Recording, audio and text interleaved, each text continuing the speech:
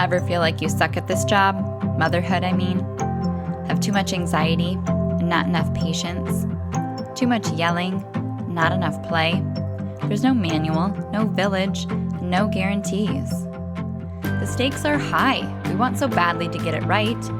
But this is survival mode. We're just trying to make it to bedtime. So if you're full of mom guilt, your temper scares you, you feel like you're screwing everything up, and you're afraid to admit any of those things out loud, this podcast is for you. This is Failing Motherhood. I'm Danielle Bettman, and each week we'll chat with a mom ready to be real, sharing her insecurities, her fears, her failures, and her wins. We do not have it all figured out. That's not the goal. The goal is to remind you, you are the mom your kids need. They need what you have, you are good enough, and you're not alone. I hope you pop in earbuds, somehow sneak away, and get ready to hear some hope from the trenches. You belong here, friend. We're so glad you're here. Hey, it's Danielle. I hope you're having an amazing, relaxing, super fun summer.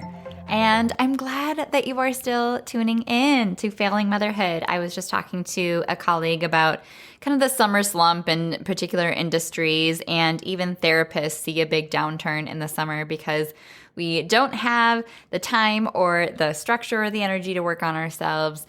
So the fact that you are showing up here still having some sort of capacity and intention to work on yourself and your parenting this summer, your family is so lucky to have you. Can we just agree? And I'm so proud of you. You should be so proud of yourself. I hope that you are getting a lot out of some of our summer series. I really thought about taking a break, honestly, for the podcast for the summer, and I'm kind of glad I didn't, because not only does it keep me honest and accounted for every week, but I'm able to share some of the inspiration in real time. And I just like to keep things kind of impulsive. So I have some really great interviews planned for you for the upcoming mom-parent New Year that is starting the next school year. But today I had a totally different podcast episode planned, and I had a couple client calls earlier today, and one of them just inspired the heck out of me. So I ended up taking some of what we talked about on that call and turning that into today's episode, which I'm really excited to share with you because I know it will resonate if you are listening to this podcast. And I know that it will be valuable not only for anyone new to me, but even the clients that have worked with me forever, because this is a family that we've worked together for over a year now. They were some of my one-on-one clients that I used to have a package where we worked together for about 4 months. And they continued with monthly sessions on the back end, and we have continued to meet. And they are dealing with typical toddler behavior and unsolicited advice from family, adjusting to a preschool that is pretty strict, if they're being honest. The dynamic is a little bit high pressure, and they recently had kind of one of their first play dates with friends, and they parent differently than them, right? Which can make you question either what you're doing or just bring up questions you didn't have before in your parenting. These parents that I'm thinking of are also both oldest born kids, which I am one, and I know many of you are, where inherently we're a little bit more rule followers. So there's a lot of shoulds in our brain that we feel like we need to listen to. And maybe we're looking for some external validation, right? We like the star charts. We like to know that we're getting good grades, and we like to know that our families and our parents are proud of us. And they have reasons why they may not be getting that feedback. And there's other extenuating circumstances this family in particular is navigating, which makes them maybe feel more like they have to prove themselves as parents. They are so desperate to do it right, and they are putting a lot of pressure on themselves to perform at a high level as parents.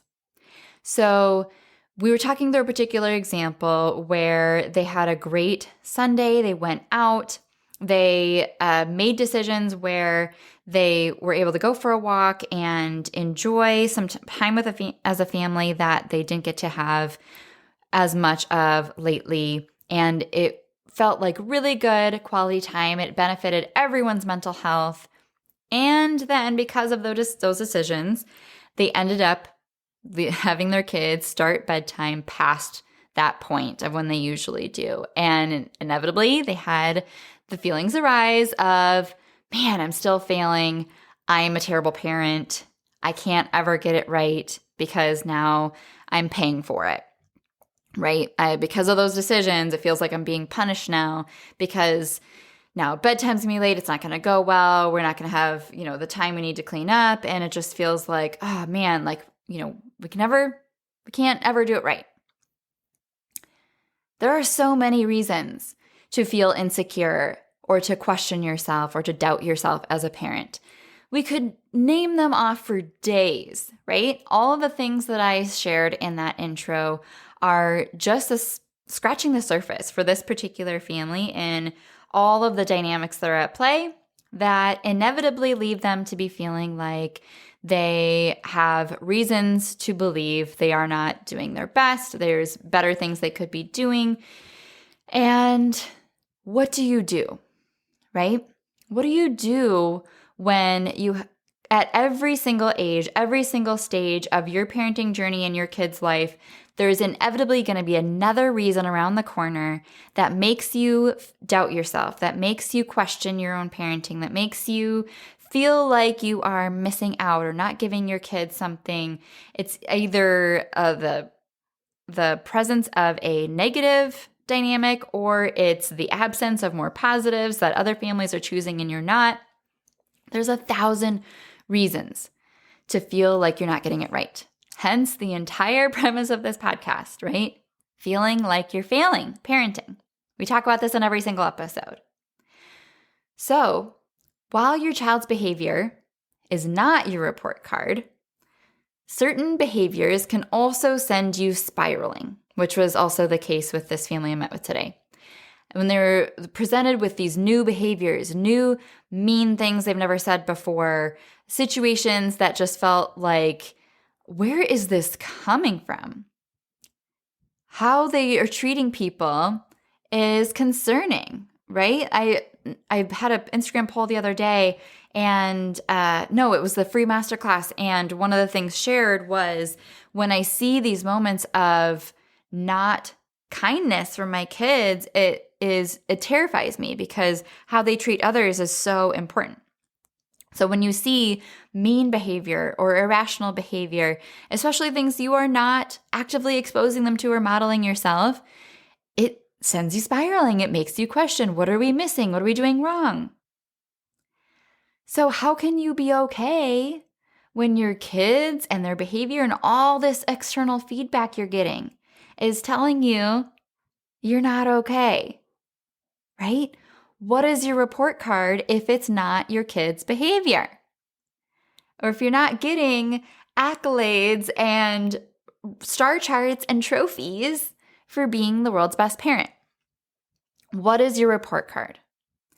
That's what we ended up talking about on this one-on-one call that we had earlier today. And some of the conclusions that they came to as they really talked this out together with me, there came some overarching threads of some bigger questions to ask yourself, some grounding perspective and some insight that I think is truly pretty universal that you can use in a lot of different ways. And that's what I wanted to be able to share with you today. I thought about making this a training for some of my graduates of my group program because I know if this is something that my clients of like a year out are dealing with, it's something that you're going to deal with, especially if you have worked on your parenting and dug into 1,000 resources and really are trying to listen to a lot of voices, inevitably a lot of noise that is conflicting and making you feel like you're failing at all angles, even when you're trying your darndest.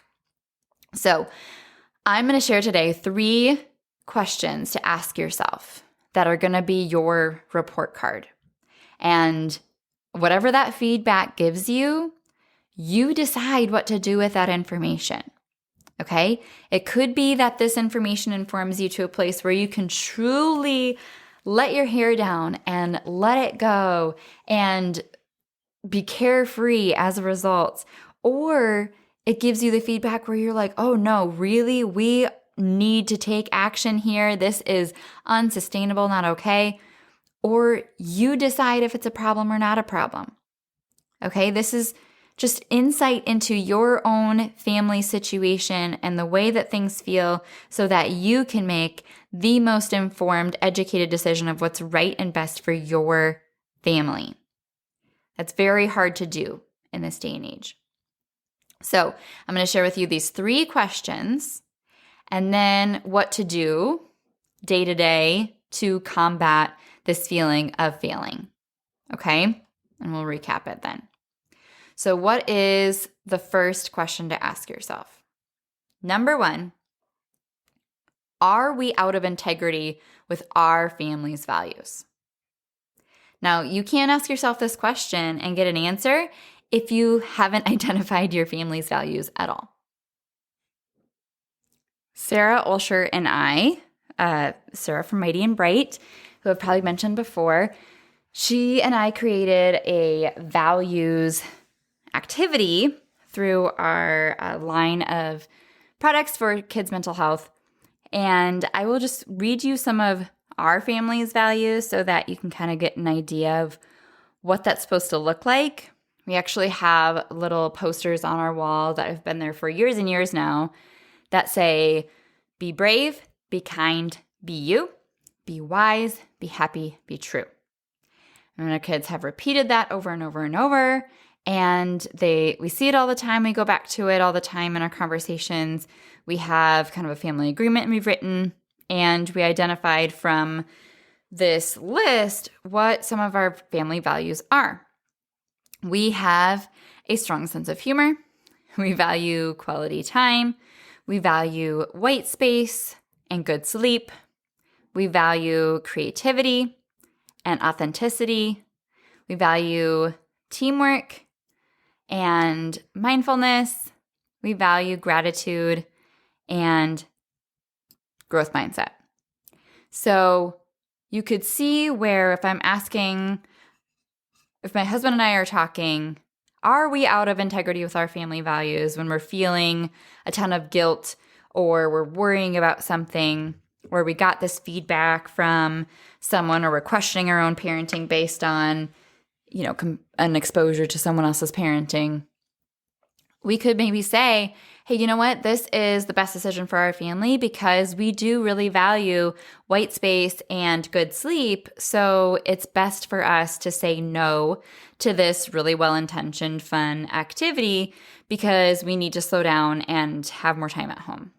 Or vice versa, we could be really feeling like we need to make a change with screen time in our house because we are out of integrity with our value of creativity and curiosity, and we haven't been getting out and using our brains or being able to do any creative projects and that we all want to do and we're sitting around surrounded by but are not doing because we're distracted and entertained.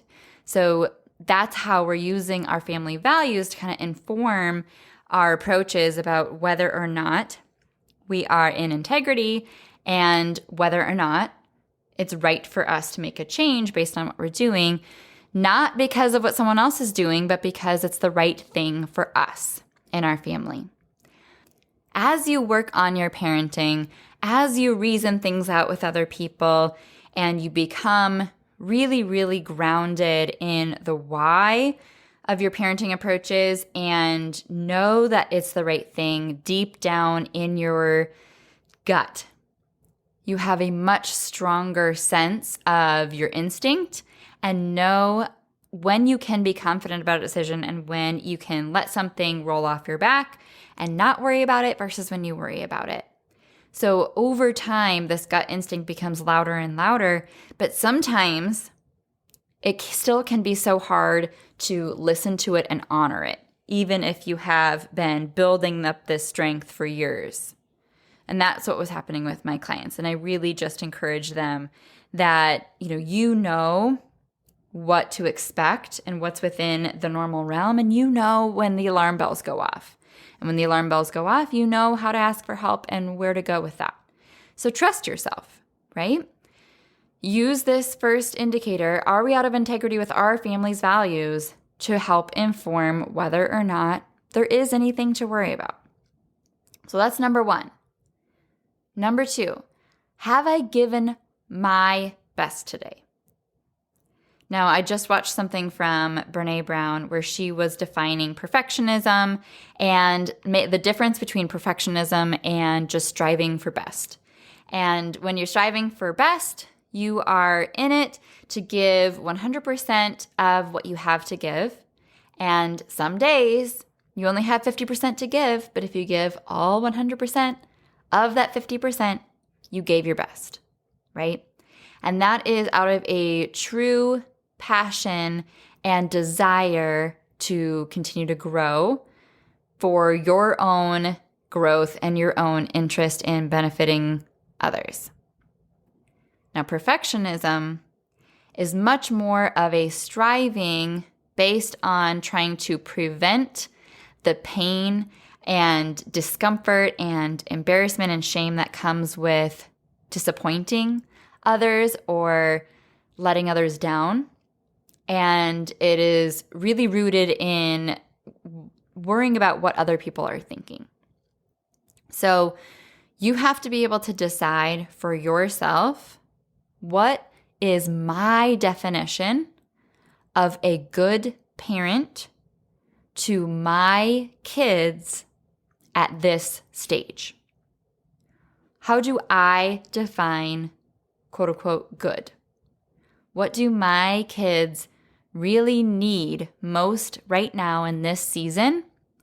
And what would it look like to truly support them well? Knowing what we know about them now with the information we have today. What does it look like to give my best right now with the capacity I have today, with the capacity I have tomorrow? It's going to look different. It's not going to look the same every single day, day in and day out. So is it driven by a strive to give my kids the best of me? Or is it driven by striving to impress others, prove myself, get external validation from others, or avoid the crippling shame that comes with letting others down or really feeling not enough? You define what enough is in this season, and then you use that to judge your own behavior. So that's number 2. Have I given my best today? And number 3, have I made the best decisions I can with the information I have today? Because tomorrow I might have new information. And as a result, I'll make a different decision or I'll change my mind, and that's okay. But am I using my tools, my resources, my insight, the information I have available to me today? And am I taking action on it? Am I making the best decision with all of that perspective in mind? Or am I actively living in a state of kind of chronic regret where I'm digging my head in the sand or ignoring some insider information, procrastinating on taking action on something I know I need to take action on, or just lacking action where I know I need to take action in order to be in integrity with my values? That first question, right? Am I making the best decision I can with the information I have today? And if the answer is yes, great. You can let those worries go. But if the answer is no, then you can keep digging and really confront why and decide to do something about it if you have the capacity and if you're ready to.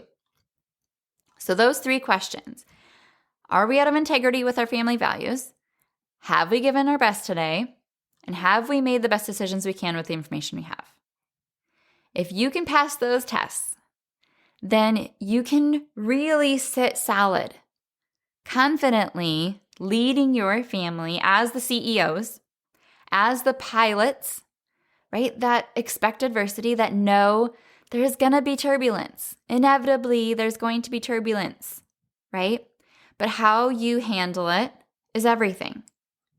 Our kids really need us to be knowing that we can handle their fear of the turbulence and that it doesn't deter us and that we will still get to our destination on time, rather than feeling like we are not only as scared of the turbulence as they are, but we are not crying in the corner of the cockpit, terrified, not knowing if we're going to make it, right? They need us to be strong. They need us to be solid.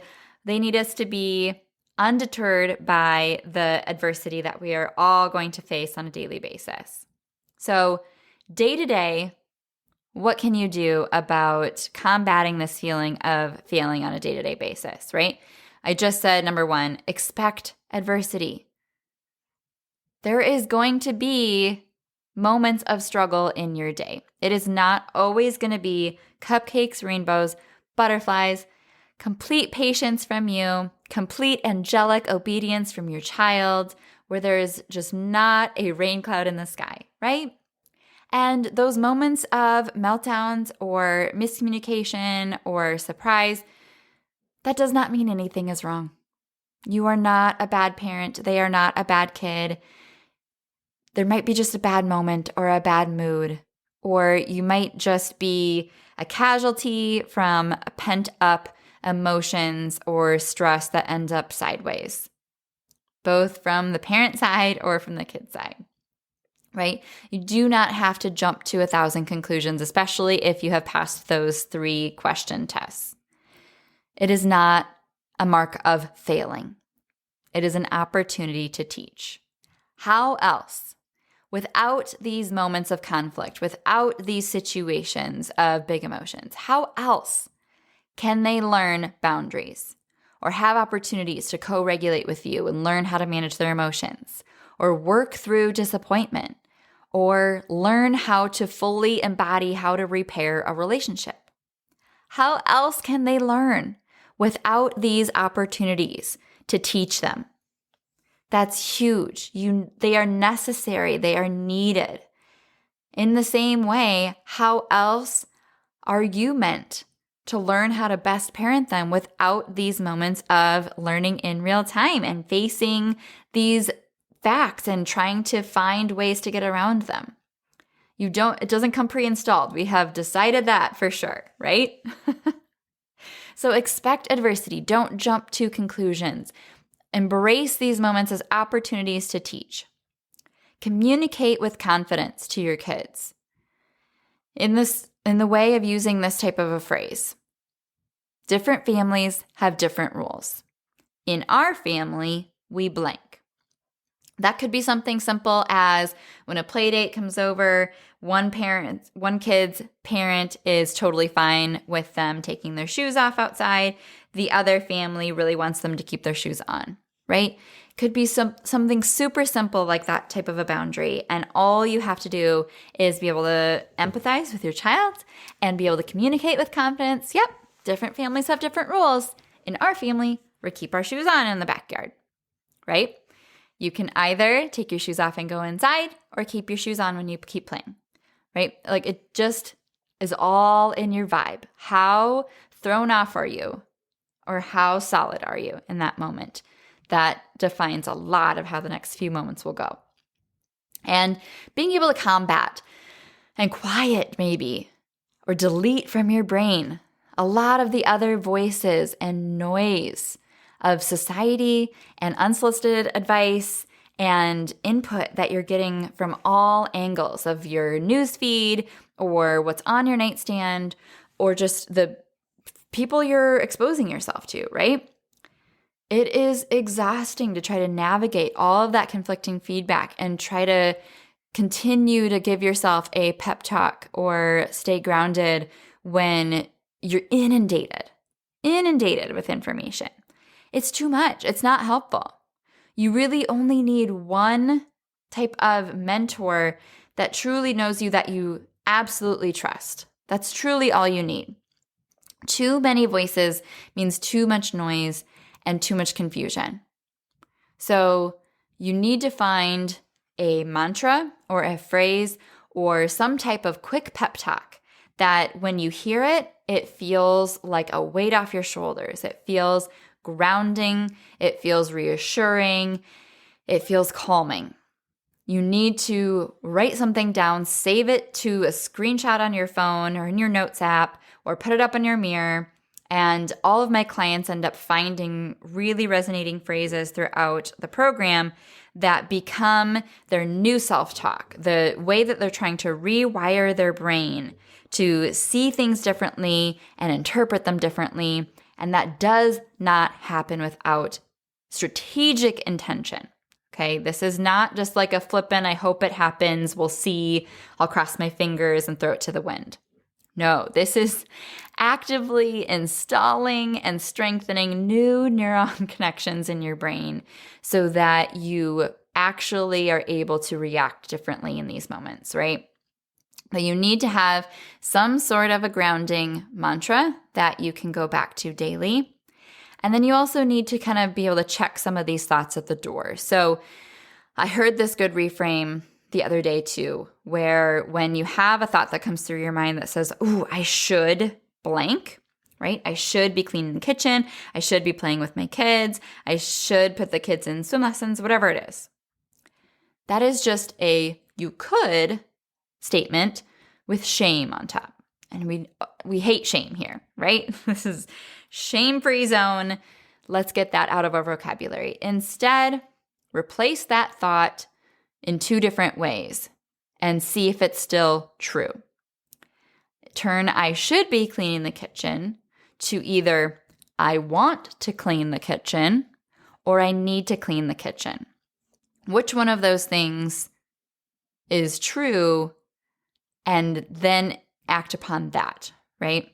So I may not want to clean the kitchen, but I need to clean the kitchen. Okay.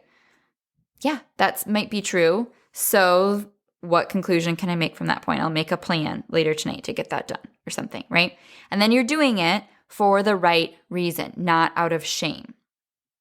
Same way you could go with the playing with my kids, right? I want to play with my kids. Great. Then go do it. I need to play with my kids. I don't know if that's necessarily as true. I could play with my kids. Yeah, I could, right? But it's not I should. It's really important to just be able to make that distinction enough so that you're making decisions out of the right reasons and for the right desires. So to recap, your questions are, am I acting in integrity with my values? Am I giving my kids my best today? Am I making the best decisions with the information I have today? Day to day, I can expect adversity and not jump to conclusions. I can see conflict and moments as opportunities to teach life skills. I can communicate with confidence my boundaries to my kids, and I can reframe these should thoughts with wants or needs and respond appropriately. Always going back to a grounding mantra day to day.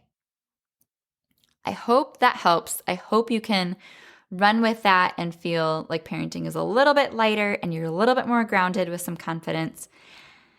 But if this is something that you really struggle with because you just don't know if what you're doing is right, you don't know what your family's values are, you're constantly feeling unsure and insecure in whether your boundaries are even justified, and ultimately you just know that you're not in integrity because your relationship with your child is not where you want it to be, and you're tired of feeling like you're not taking action when you know you need to, then let's chat a little bit more, okay? Because that's exactly where my clients come in, and 3 months later, they're in an entirely different place.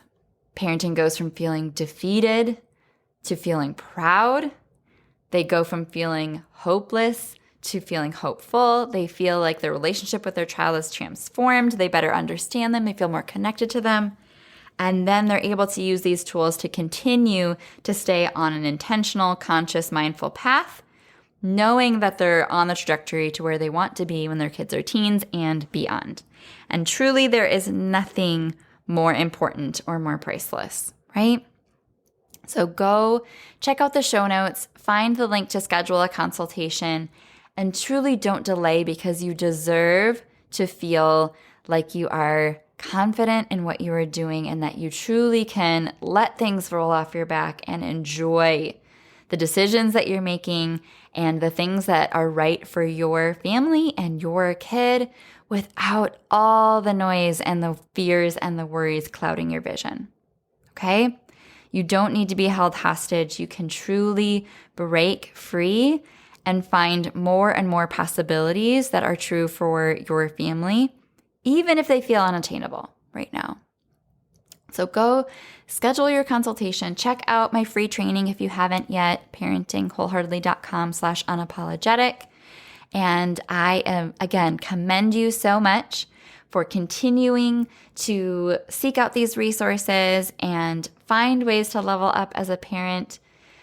And also find the self-compassion you need to sleep at night and let go of some of that guilt, knowing they will inevitably go to therapy for one reason or the other, but you're still going to do your darndest to try to make that a short list, right?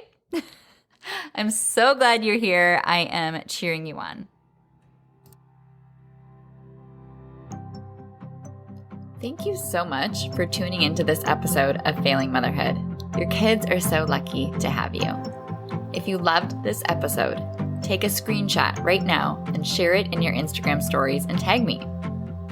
If you're loving the podcast, be sure that you've subscribed and leave a review so we can help more moms know that they are not alone if they feel like they're failing motherhood on a daily basis. And if you're ready to transform your relationship with your strong-willed child and invest in the support you need to make it happen, schedule your free consultation using the link in the show notes. I can't wait to meet you.